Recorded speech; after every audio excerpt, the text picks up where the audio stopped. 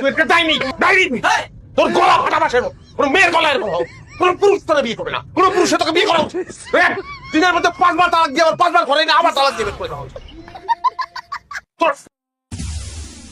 এইগুলিকে আমি বললাম আমার অফিসে আছে পাতা আমি অফিসে good morning good morning sir. Good morning good morning বসেন সবাই বসেন। কি করিম সাহেব শরীর ভালো?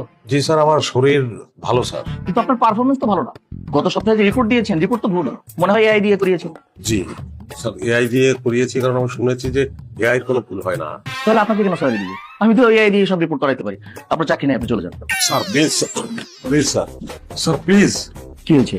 স্যার আপনি আমার চাকরিটা খাবেন না স্যার, আমার বেতন লাগবে না, পয়সা বেতন আমাকে দেওয়ার দরকার নাই স্যার। স্যার প্লিজ আমার চাকরিটা খাবেন না, আপনার পায়ে ধরি স্যার। কি ব্যাপার করি, তুমি টাকা ছাড়া চাকরি করতে চাচ্ছ, তোমার কি টাকা লাগে না? স্যার এই যে 7-8 ঘন্টা অফিসে থাকি স্যার, এটাই আমার শান্তির সময় স্যার। প্লিজ স্যার আপনার পায়ে ধরে আমার শান্তি কেড়ে নেবেন না স্যার। করি আমারও তো একই সমস্যা।